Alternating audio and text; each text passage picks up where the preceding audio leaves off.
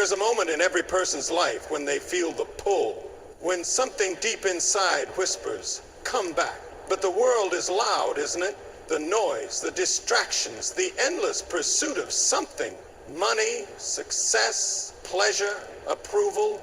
It all drowns out that voice, doesn't it? You can run.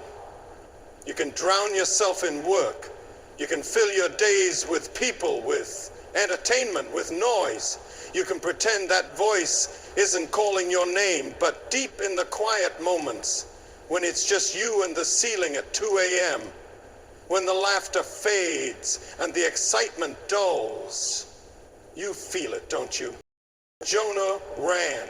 He had a calling, a purpose, a mission, but he didn't like it. It was too hard, too inconvenient, too uncomfortable, so he ran. He bought a ticket for a ship headed in the opposite direction. He thought he could outrun God. Maybe you're doing the same thing. Maybe you know deep in your soul that you were made for something greater, but you've been running because greatness requires sacrifice, and sacrifice requires surrender.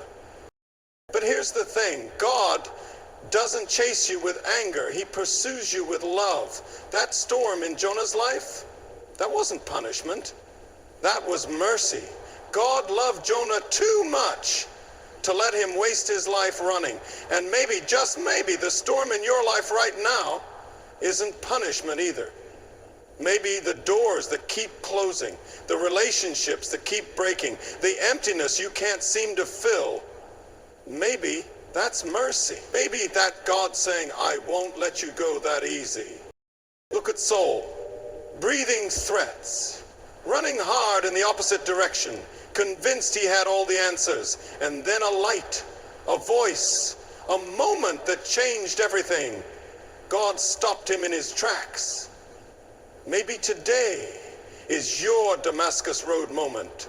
Maybe today is the day you stop running. Because here's the truth, you can run from God, but you can't outrun his love. You can push him away, but you'll never find peace without him. The world will promise you everything, fame, fortune, pleasure, but it will never be enough. How many celebrities, billionaires, powerful people have everything this world can offer, yet they're empty, lost, broken, because nothing outside of God will ever fill what was made to be filled by him alone. You don't have to be perfect. You don't have to have all the answers. You don't even have to understand everything. You just have to stop running. You just have to turn around. And the moment you do, you'll find he was never far. He was always right there, waiting with open arms. So the question isn't whether God is calling you. The question is, will you stop running long enough to listen? You can run from God, but you can't hide from his love. No matter how fast you go, no matter how far you push yourself in the opposite direction, he is still there. You may think you've outrun him, convinced yourself that you've buried his voice beneath the weight of your ambitions, your distractions, your choices. But deep down in the quiet moments, you know he is near. You can drown yourself in work, surround yourself with people, lose yourself in pleasure, or numb yourself with entertainment. But when the music fades, when the lights go out, when you are left alone with your thoughts, you feel it. That ache, that longing, that pull. It's not guilt. It's not condemnation. It's love. Jonah thought he could run. He stepped onto a ship heading in the opposite direction, certain he could escape what God was asking of him. But the storm found him.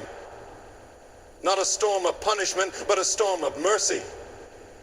The waves weren't meant to destroy him, but to wake him up, to bring him back. And maybe that's you. Maybe the turbulence in your life right now isn't a curse, but a call. Maybe the struggles, the disappointments, the doors that refuse to open are all signs that God loves you too much to let you run yourself into ruin. Look at the world around you.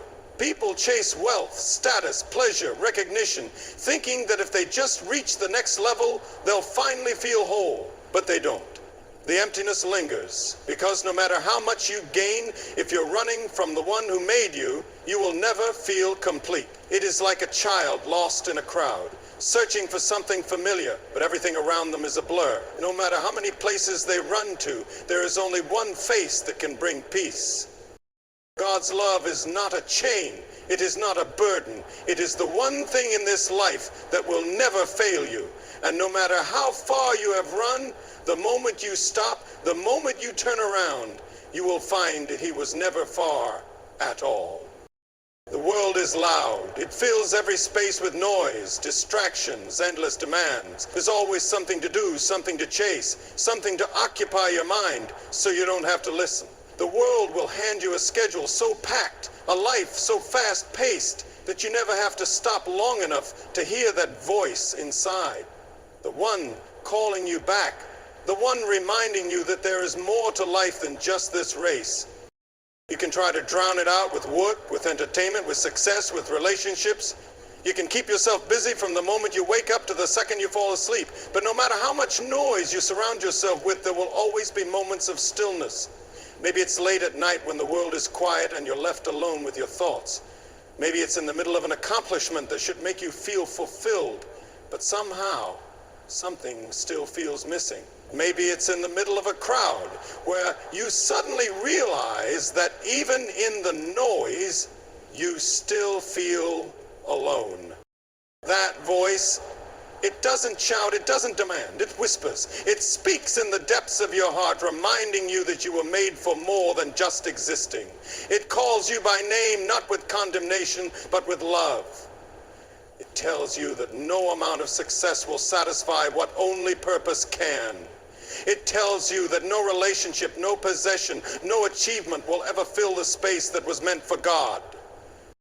You can ignore it for a while, you can turn up the volume of the world, convince yourself that you don't hear it, but it never leaves, it never stops, because God's love is persistent and his calling is relentless. You were created by him, for him, and he will not give up on you. The distractions of life may bury the sound of his voice for a moment, but deep down you know it's still there. The world can offer you everything it has, but it will never be enough. Because in the quiet moments, when it's just you and your soul, the truth is undeniable. His voice is still calling, and it always will. Running from God doesn't bring freedom, it brings emptiness. At first it feels like you're breaking free, like you're finally in control, charting your own path without limits or expectations. You convince yourself that you are making your own choices, that you are no longer bound by rules, by purpose, by anything outside of yourself. But the further you run, the more you realize something is missing. The excitement fades, the satisfaction never lasts. The things you thought would make you happy leave you feeling hollow. You chase after success, thinking that once you achieve enough, the emptiness will go away. You pour yourself into relationships, believing that if you can just be loved by the right people, the ache inside will disappear. You pursue pleasure, thinking that if you keep yourself entertained, distracted, constantly moving, you won't have time to feel the void creeping in. But no matter what you do, the feeling doesn't leave. It lingers in the quiet, in the stillness, in the moments when the world isn't pulling at you. Jonah ran from God, believing that if he just got far enough away, he could escape the call on his life. But in the depths of the sea, inside the belly of a great fish, he came to the realization that running had only led him to despair. The freedom he thought he was gaining had turned into isolation. The life he thought he was choosing had led him straight into darkness. He had everything except peace, because there is no peace in running from the one who created you. The world offers freedom, but it is an illusion. True freedom is not found in escaping God's will. It is found in surrendering to it. True fulfillment is not in gaining everything the world has to offer, but in becoming who you were always meant to be. No matter how much you achieve, no matter how much you distract yourself, the longing will never go away, because you were created for more than this world can give. You were created with a purpose, a calling, a destiny far greater than anything you could build on your own. You can run, but you will never outrun the emptiness. You can ignore the ache, but it will never leave, because deep down your soul already knows the truth. Without God, nothing will ever be enough. The storms in your life may not be punishment, but divine mercy. When everything starts falling apart, when the doors slam shut, when the path you thought was right suddenly disappears beneath your feet, it's easy to believe that you are being punished. It's easy to shake your fist at the sky and ask, why me? But what if the storm isn't meant to destroy you? What if it's meant to save you? Jonah thought he was escaping. He boarded a ship heading in the opposite direction of God's calling, thinking he had outmaneuvered the divine plan. But then the storm came. The waves rose, the winds howled, and the sailors cried out in terror.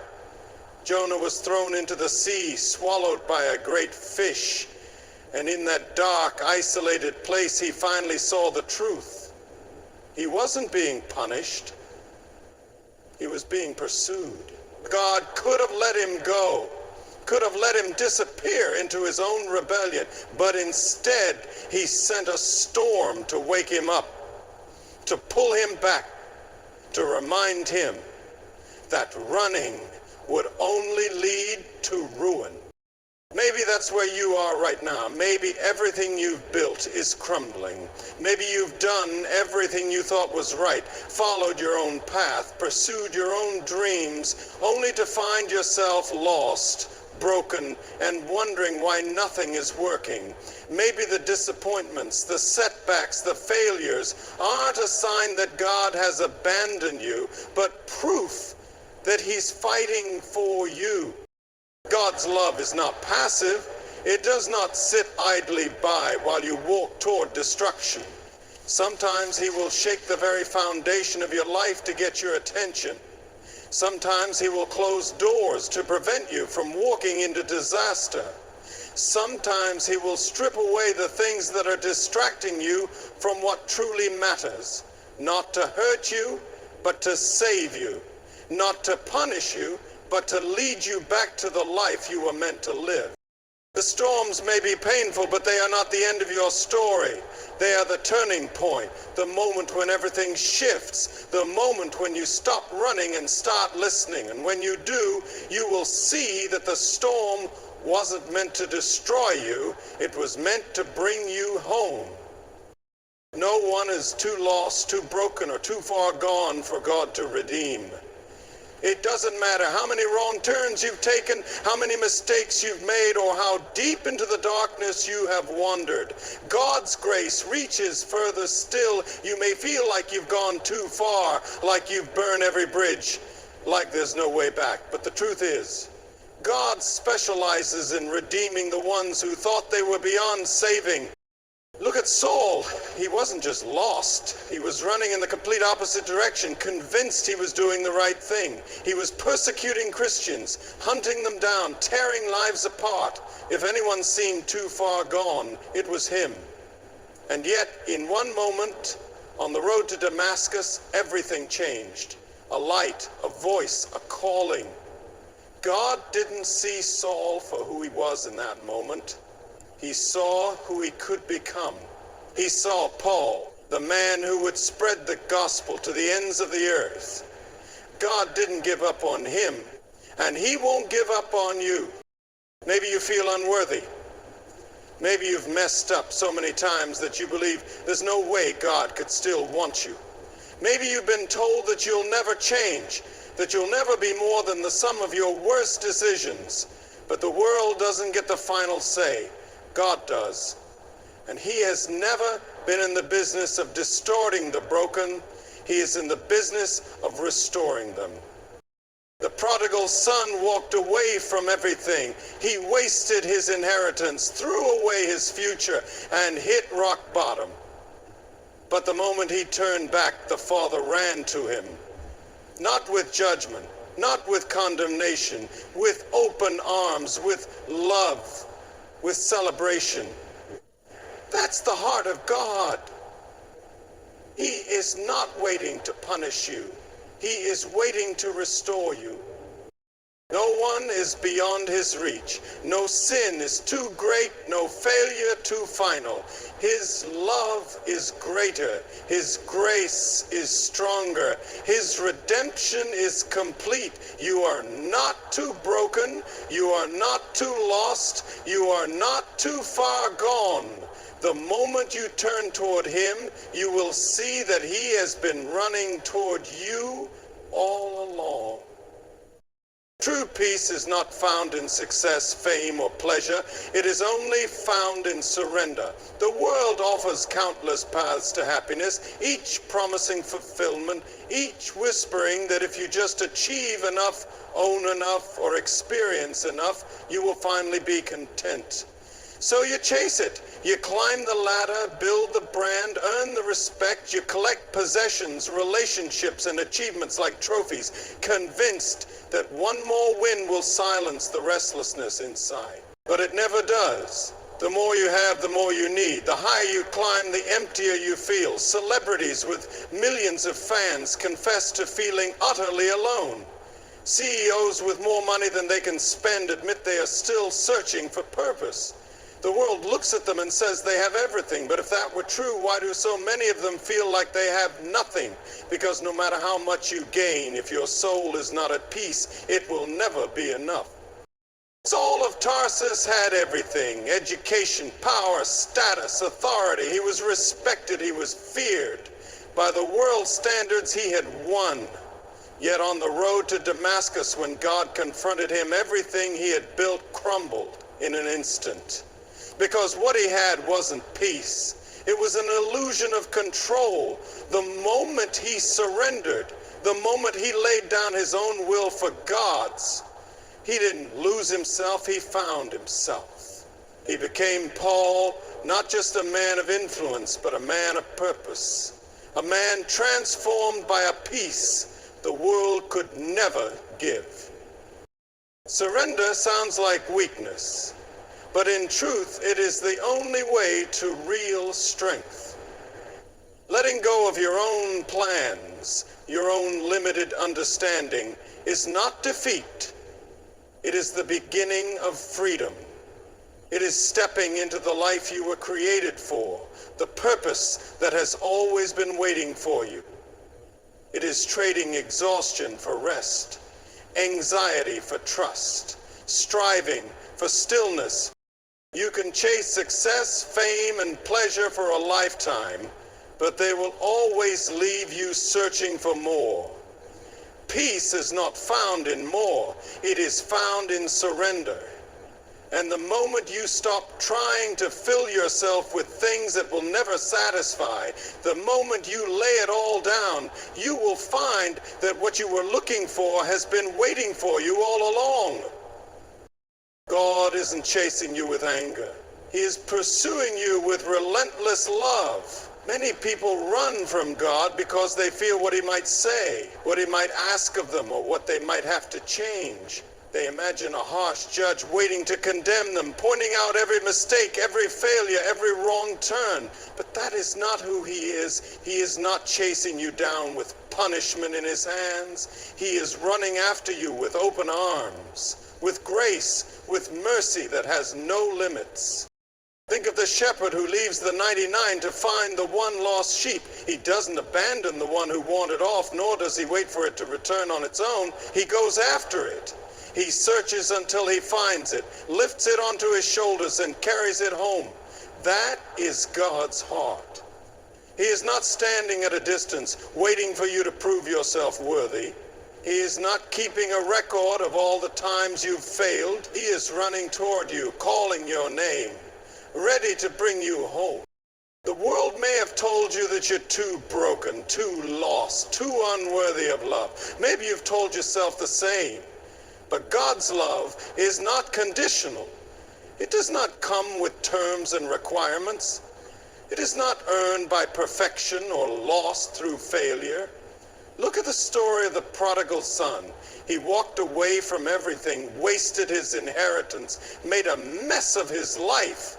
And yet the moment he turned back, his father ran to him. Not with anger, not with a list of all his mistakes, but with joy, with restoration, with love that had never faded. That is how God loves you. He is not waiting to punish you. He is waiting to embrace you. He is not chasing you with wrath. He is pursuing you with grace.